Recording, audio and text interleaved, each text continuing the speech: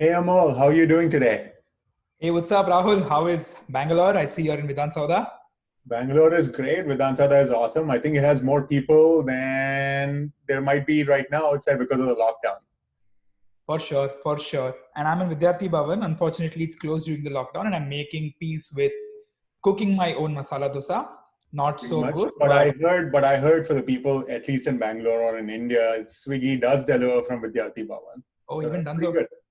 So Danzo and Swiggy surviving, and Vidyarthi Bhavan, which usually never does deliveries, is doing deliveries because of the pandemic. So people are adopting. That's right. I mean, if you can force a 100-year-old business to come online, I guess, Zuck and Mukesh Ambani have like an ace up their sleeve as well. Diving in right into the topic. Yes, man, really interesting stuff happening. I was honestly very excited about what we're going to talk about today. And Zuck investing about 10% in Reliance Geo. Really interesting stuff. Geo has just changed the landscape of mobile connectivity and internet connectivity in India over the last few years. So excited to talk to you about that. Yeah, and I'm excited to talk to you as well. And I know we have a ton of these conversations all the time. So this is the first time we're recording it. So we'll see how this goes. In true product manager style, I think this is going to be our MVP podcast. So we'll see how this goes and we can keep having more of these conversations. Yeah, man, MVP in its truest sense, and two product managers making that MVP without engineering help. So let's see how it goes. That's right. That's right. And if it kind of bombs, we can always blame devs. Let's dig deep into this, man. Perfect. Let me share my window. Yep. Awesome. All right. So to put things in context, right? So Facebook just announced that they're making a 10% investment into Reliance Geo for about $5.7 billion or 43,000 crores in Indian rupees. That's a Yep. pretty big deal. But I guess before we kind of jump into why Facebook is making this investment, maybe we should kind of understand, what Geo is all about. Talk a little bit about the Reliance family, right? Mukesh Ambani's, they're India's richest family. Mukesh Ambani is probably also always consistently figures in Asia's richest people as well. Probably Absolutely. in the top five more often than not, and top 40 of the world's richest people. So who is Ambani? Yeah, man. Yeah, I think we should definitely put some context to this Geo and Facebook deal. And one of them is the Reliance bit. Everyone knows Facebook, so let's talk about Reliance. Reliance was started as a oil refinery by and petroleum business unit by Mukesh Ambani's father, Dhirubhai Ambani, a Gujarati businessman who literally worked at a petrol bunk, and it's a rag to riches story. So very, very hustle oriented person. He did the right things, went to the right business, made the right contacts, and that's the result that we're seeing today. Reliance is a big behemoth. They're in different industries, uh, traditional textile, petroleum, oil and natural gas. That was a cash cow. And slowly as time passed, the younger generation came in. That is his kids, Anil Ambani and Mukesh Ambani, two Mukesh is the brothers. dude that you see on your screen right now. So he is the eldest kid of Dhirubhai. Yeah, he's the elder son of Dhirubhai, and also fascinatingly owns the tallest and the most expensive house in the world, I guess, Antilla. It's $1 billion, something like that, on just a house. And Yeah. there's insane stats out there about how many cars it can park and how many floors it is. It's always super fun to see like glimpses of their house on Twitter Oh whenever they yeah, put it up. and I think they have about 600 people as full-time staff just for that house, which is more than the companies you and I work at. So that's an That's interesting right. That's right. stat as well. But yeah, so coming to how Geo was formed. Uh, as I told you, Reliance diversified into industries as the 21st century was approaching, and people were going into a lot of network, telecom, internet businesses. Reliance also did that. When the two sons took over, the business was bifurcated of sorts, and the elder son, who you're seeing here, Mukesh, took in control of petroleum, oil, and natural gas, and Reliance Capital, the insurance stuff. But I think the younger son took the mobile infrastructure. He utilized and built Reliance Communications, which, as it Correct. was called in the olden days. They Mhm. also And they had like manufactured. CDMA cell phones, if I remember Yeah, correctly. exactly. So CDMA cell phones were there, very cheap even at that time. Their main aim has been to help the average Indian. If you look at it, Reliance has provided employment to so many people. They've always been one of those aspirational companies of the middle class of India, if you can look at it that way. Mm-hmm. And they've done so for the middle class. They've also done things for education. They have big schools, big international schools, but also have done a lot for underprivileged children through their charities and foundations that exist today. Geo is an interesting story. Geo is Gen 3 of Reliance. If you can Mm-hmm. say that what Mukesh Ambani and Anil Ambani built was Gen 2 of Reliance, Geo was supposed to be the launch pad of sorts. You know, like how a lot of these Indian business houses have launch pads for their Mm-hmm. kids. Geo is or was that launch pad for Mukesh Ambani's kids, Akash and Isha Ambani. Both of them studied in Brown, but they went back to India to, I think, work on Geo. And this came at a time when three things were happening in parallel, right? One was technology was at its maturity in terms of network infrastructure, right? Airtel, Reliance, Idea, Vodafone were all big players. So they were sort of a new entrant there, but they had deep pockets. The second thing was with network infrastructure in place and good internet connectivity available in India, these people capitalized on that. They wanted to get more people onto the internet. And the third thing was the government's identity services and government schemes and policies were also in the mode of digitization, right?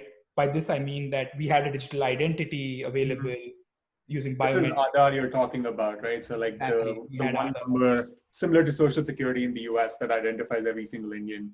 Yeah, exactly. So that was in fact led by a technocrat of sorts, Nandan Nilekani, who's also from Bangalore, the ex-founder of Infosys.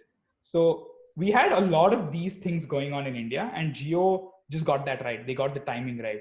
So they That's right. entered. And They just to had put things into context here, so this is around 2015, 2016. So you already had a significant telecom revolution that took off from the late 90s up until that point, right? So I remember phone call rates used to be significantly expensive. Then you got mobile phones, then pretty much every single person had yeah some sort of a phone. Maybe they were feature phones and basic phones. They may not have been smartphones, right?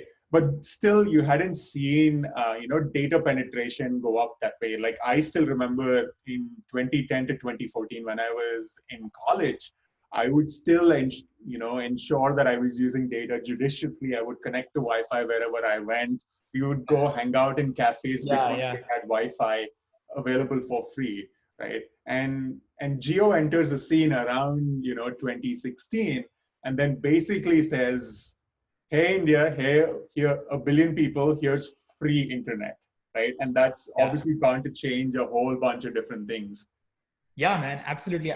Like you said, India had internet, but it was not as mature or sophisticated because of the fact that we had like shabby Wi-Fi. Sometimes it connects, sometimes it doesn't connect.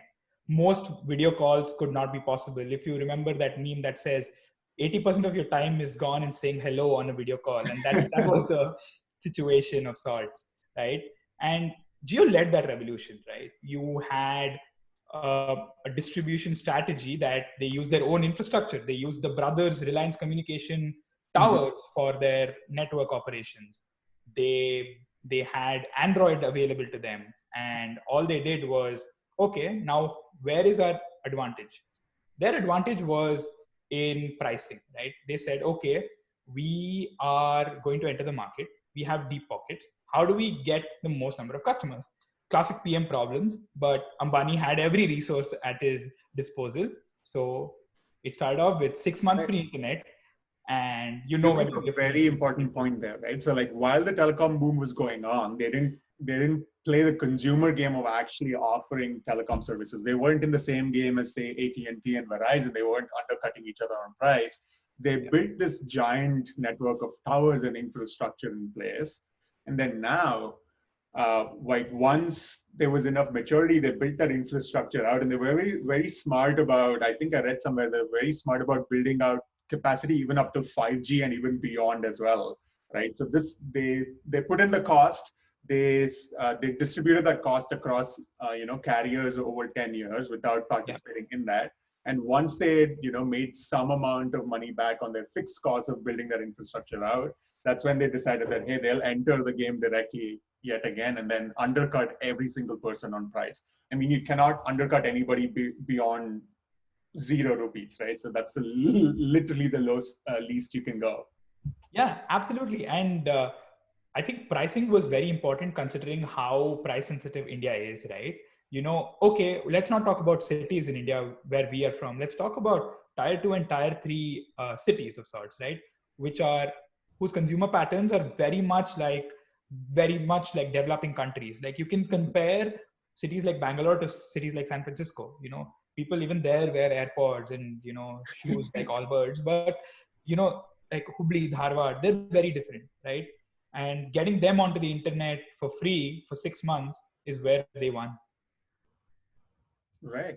And like the numbers speak for themselves, right? So like around 2017, and they're a public company, so they do Yeah. disclose these numbers, which is kind of why you have this access. They started like nearly zero in 2017, and they Yeah. ended up with close to 400 million subscribers as of Q3, which is basically like now in Yeah. 2020, which is nuts. Like this is probably the fastest growth that you've ever seen. I think it took like even Facebook like 8 or 9 years to reach 100 million, right? That's correct. Yeah. And it's kind of fascinating, right? So like they've kind of undercut everybody on price. They're not really making any money off of that data. But then Yeah. here's what I find super fascinating about them. They have this amazing strategy of making the phone itself free and making the connectivity itself free and then monetizing with value added services or over the top Yeah. services as they're called OTT, right? Yeah.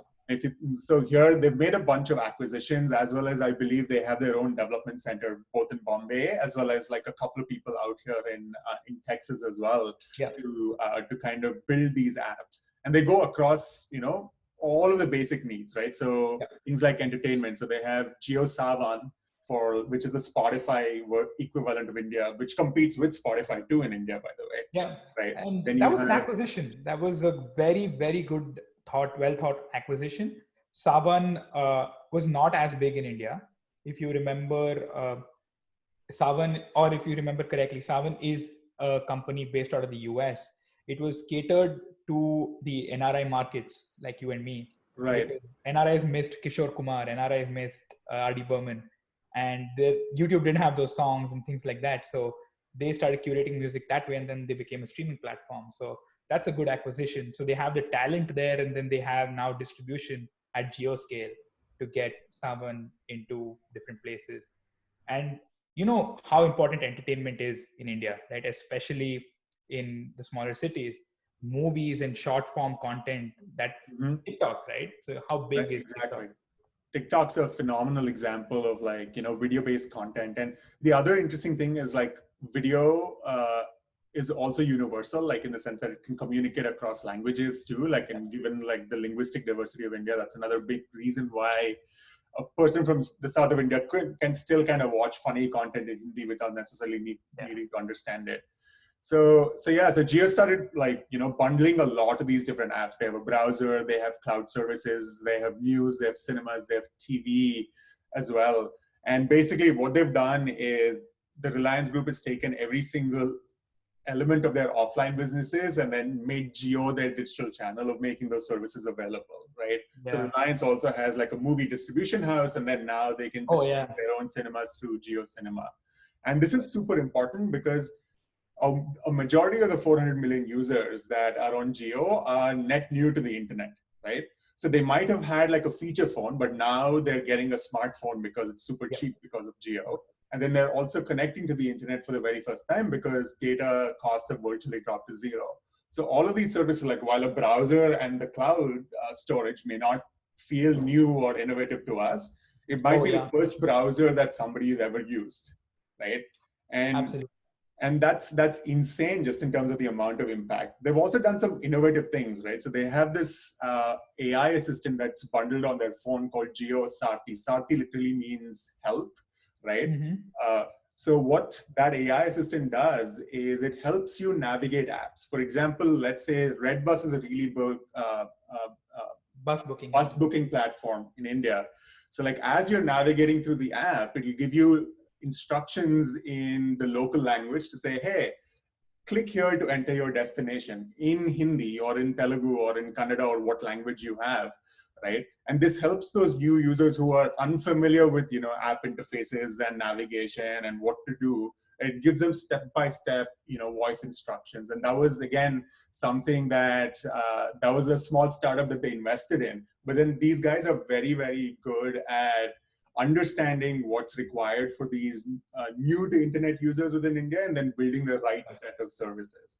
And the parallel that I draw, and this is really kind of where it connects to what we started talking about, is Facebook's failed effort at like free basics and internet.org. Oh, yeah. Right? So Facebook wanted to do something like this, where they connect the next, 100 million, 200 million, next billion users to the internet, give them internet virtually for free, and then bundle a bunch of, websites and services, right? So they had Wikipedia, they had obviously had Facebook, they had a bunch of, I think their search engine was ask.com and not Google for obvious reasons. Right? Oh, yeah. They had like a job portal. They also had, an HIV testing kind of website / app. Right? If you think about it, like that's exactly what Facebook wanted to do with internet.org, kind of connect these new users, give them basic services for them to go after that. And then Geo basically has done that, right? And it's super fascinating that, like, given this context, kind of visualizing like, Zuckerberg's and Facebook's investment in Geo definitely is motivated by the fact that they weren't able to capitalize on internet.org and free basics in India, and definitely one of the largest under-penetrated markets. Oh, absolutely. And now at 400 million users, you can justify that cost as well, right? At that time, which was in 2014-15, you didn't have new to internet users at that scale. You probably had in tens of millions.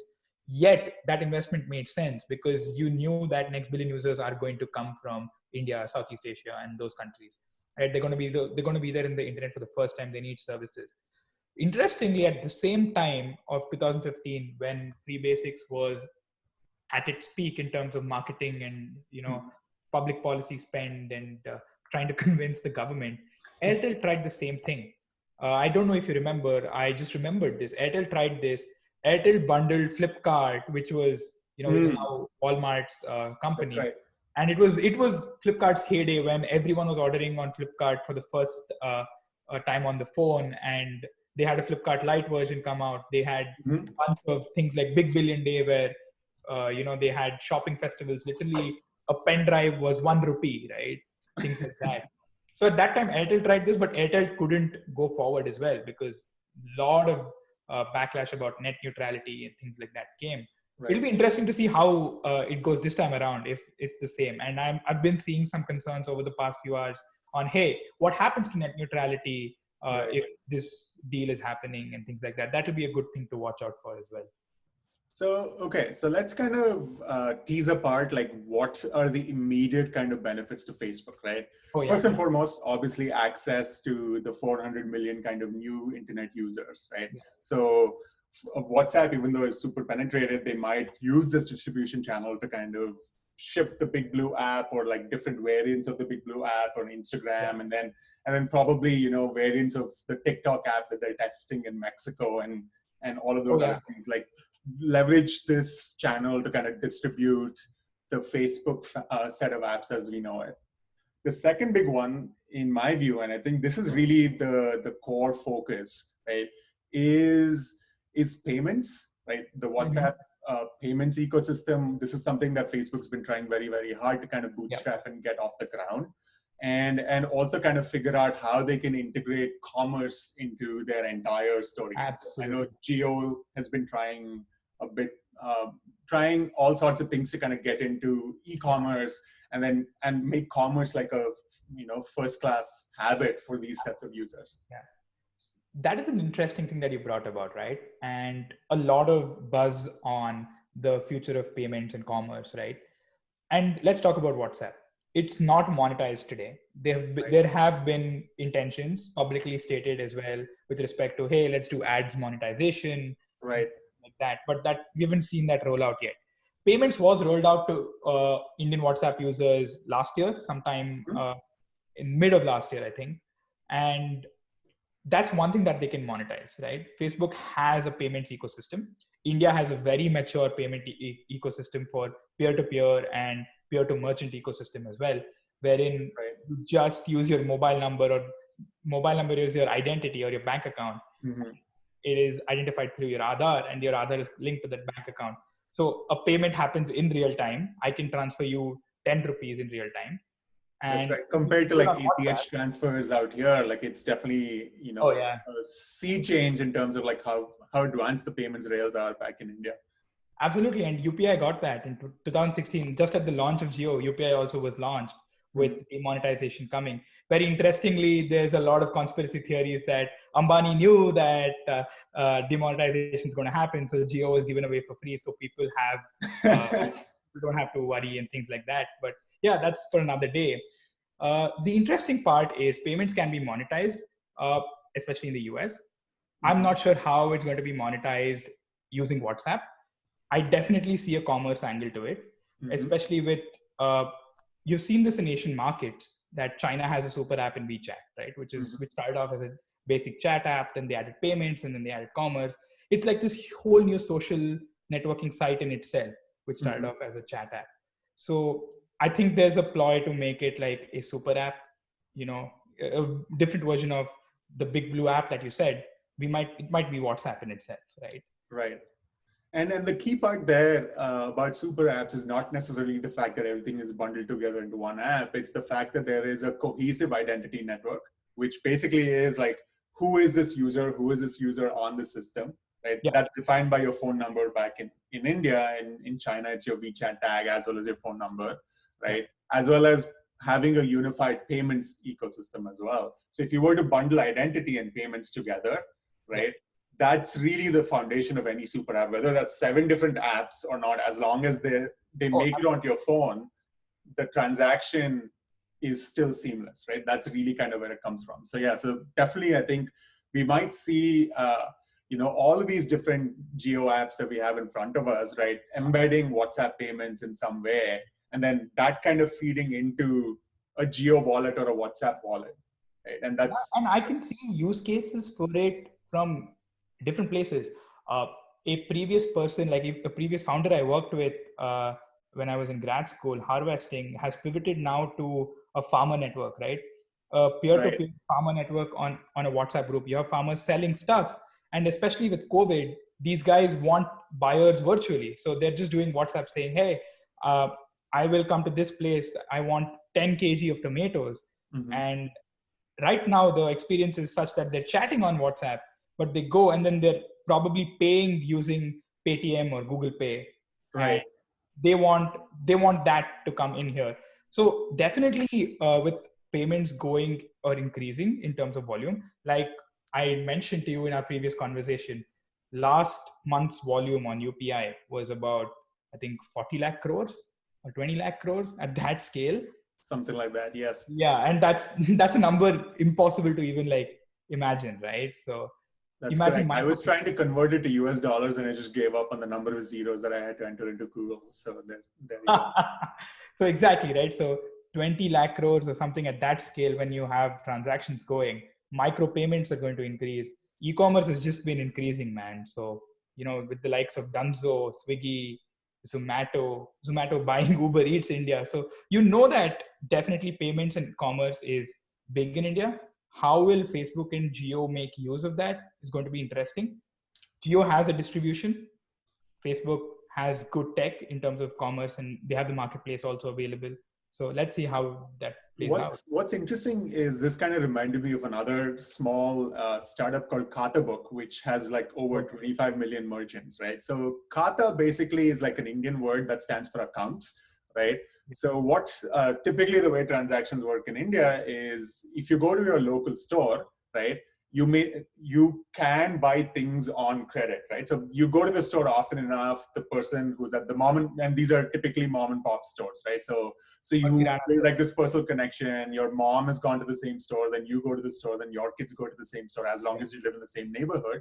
And you've built this relationship with that same kirana store, this mom and pop store, right? And you don't sometimes, even if you don't have cash on you, they'll just give you stuff on credit and then you'll settle it at a periodic basis, right? So that's literally what Kata stands for. So there's this really a nifty startup called Kata Book, which has over 25 million odd merchants on their platform right now, right?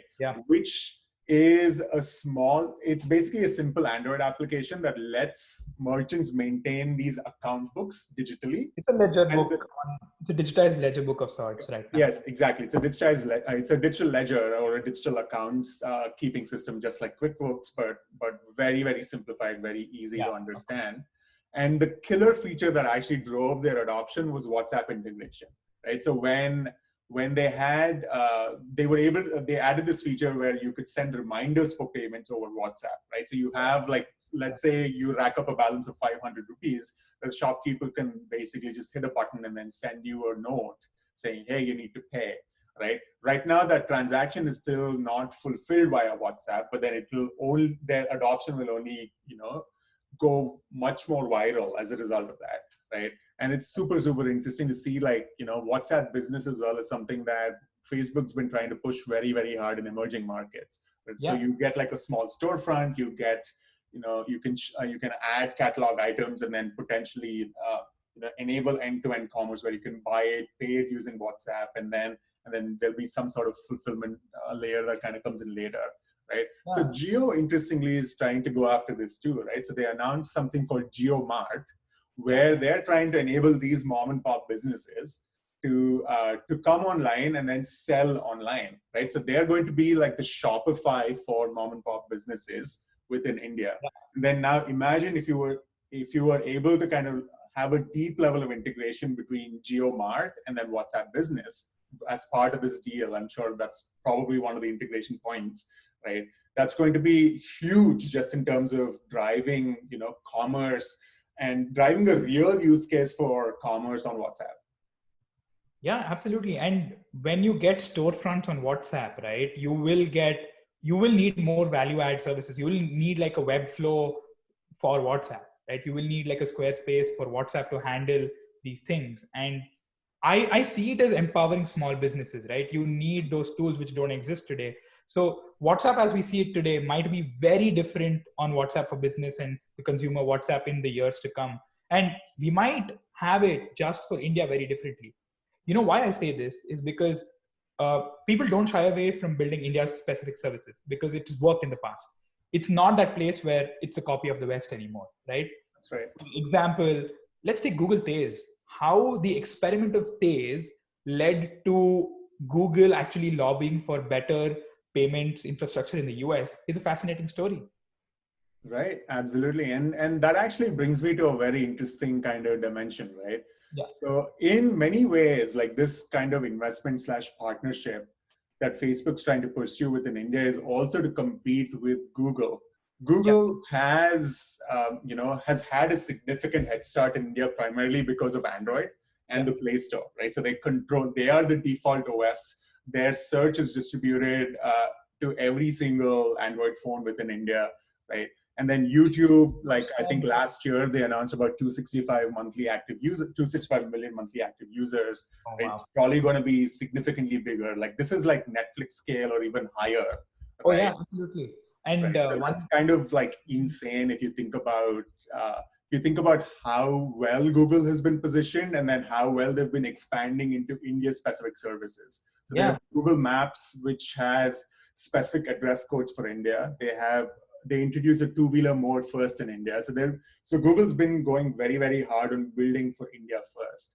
Do you want to talk a little bit more about, since you're a payments PM, right? Do you want to talk a little bit more about like, Google Pay and how that's kind of like taking over like the entire payment scene in India and what that means for this entire partnership between Facebook and... Yeah, absolutely. Let's start from the first level. Why is Google doing this? First of all, as you said, Android. 80% of India is on Android. like 80% of Indian smartphones. Let's clarify that.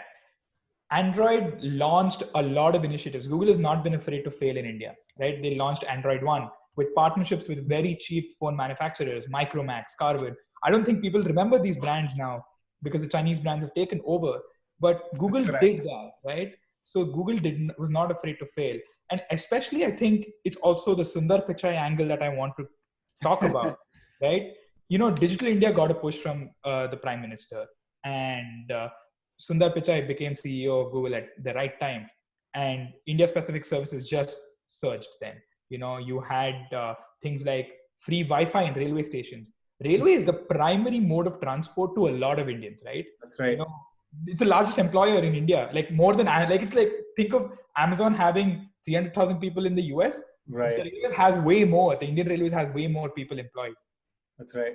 And right? up until recently, like the whole railway system was so big and so important in the economy that it would have its own budget, Oh right? That yeah, would be presented in Parliament. I think it's only in the last few years that they discontinued that practice. It just goes to show that railways is so important to the average Indian. yeah. So if the average Indian is commuting on the railways, Wi-Fi in trains, Wi-Fi in railway stations for free, Google got a lot of data of sorts from there. It helped their ad business in India for sure. It helped, other businesses. One of the things that I want to talk about is Google Pay or Google Pays as it was launched. Launched pretty late compared to the other players like Paytm and Freecharge. Freecharge got acquired. And phone pay by Flipkart as well. Yeah, phone pay by Flipkart. Phone pay and Google Pay have been newer entrants of sorts. Like Mm-hmm. when we left India, they became the big deal. So I think Google Pay is a good story. What Google Pay did is they launched with a similar distribution strategy of giving cash back Mm-hmm. because India loves freebies. So for every transaction, they gave you a scratch card, and people made anywhere between 5 rupees to 100 rupees on per transaction. So they spent a lot of money on that. They got people to adopt it. They had a very good interface of sorts. Usually people don't associate Google apps or Google consumer apps with good interfaces or good That's experience. correct. They went out of the way for this. So that showed their commitment. And with the adoption of Google Pay, even your local vegetable vendor had the QR code of Google Pay. We had that, we had transactions happening there. So Google Pay now, I think, is the largest UPI based payments app in India. I'm That's not correct. sure The of the last I checked, they had over like 60 to 65% market share of these exactly. payments. Yeah, so 60 to 65% is about almost 200 million users, right? Right. Which is one, like just very little than the population of the United States. And that essentially drove a lot of things in Google's favor, right?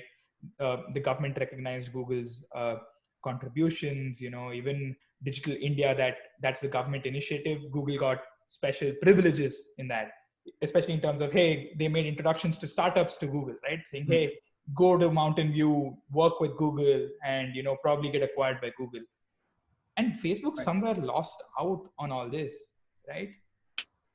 That's right. So they didn't control any of the OS. Like Google could use its operating system as like a launching base to all of these value-added services. And Facebook, for better or for worse, because they don't control any of this, they had to buy their way into that distribution. Like this is very similar to like kind of how Microsoft had to buy developer mindshare by buying GitHub, right? So definitely cheaper to buy 400 million, new internet users at $5.7 billion than it was for Microsoft, but it's definitely kind of very interesting. Yeah, man, very interesting. I would love to see one thing that Facebook can mimic like Google, right? The vernacularization of Mm-hmm. services or apps or, you know, uh, things that people do on a daily basis, right? Can education be provided using Facebook or Facebook services or geo services in Telugu, in Kannada, Mm-hmm. right? Can you provide an app completely in Hindi? Right now, they have invested in good NLP and AI, but they're not as good as Google there. Right, right. That also brings us to one last point, right, which is kind of the elephant in the room, right? So like with the whole free basics and the internet.org Oh yeah. fiasco, I think Facebook kind of also realized that they need a way to influence regulators, right? I think Google probably had it a little bit easier than most. Yeah. One, because obviously because they were the dominant smartphone platform, and then everybody had to work with them. And the second one was obviously because they had a very strong India-specific presence, and then they have an Indian CEO. But Oh then yeah. around the same time, when Facebook was trying to make inroads, they met with a lot of resistance, right? And this is definitely one of those things where, like, having that partnership with the Ambanis, who are known to be very close to power structures in India, both the ruling party as well as the opposition party right Yeah, now, like, I think absolutely. will be a significant advantage for them. No, absolutely. And I think they have had historically good relationships with every government, right? And they have got things done for, as I told you earlier when we were speaking, they've got things done for the average Indian. They're a very aspirational company for them. And they provided them with these services, education, and things like that. So it will be an interesting partnership to watch for sure. Another company that has done well in the US, I mean, in India from the US, but is not talked about is your former company, Microsoft. That's right.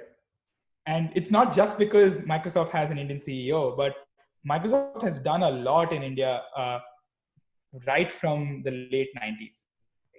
So yeah, we should just touch upon that as well, because Microsoft and Google have done well, but Amazon has done okay when it comes to public and private partnerships. But it'll be interesting to see how Facebook plays out. If it's going to play like Google and Microsoft, it'll be interesting to see how that unfolds. That's right. That's right. So, I mean, this is just the beginning, right? So we'll see kind of how this is definitely a very, very exciting kind of Yeah. development to see how Facebook kind of uses this partnership to make more inroads. And I think the other interesting thing is like how the talent teams at Geo will also leverage Facebook's expertise to kind of learn from the best, growth marketing playbooks that Oh yeah. exist, and then drive that adoption going forward. So yeah, Yeah. so maybe we should do a quick get together a couple of weeks from now as we get more details of how this partnership progresses, and kind of do that, kind of talk about it then again. Yeah, absolutely. Happy to. And yeah, man, this was wonderful talking. Always love to talk and like knowledge share of sorts about product and businesses. Yeah, this is just the beginning. This is fun, and like we said, this is an MVP. We'll see how it goes, and maybe there's more. Yeah, absolutely. Lovely chatting, Rahul.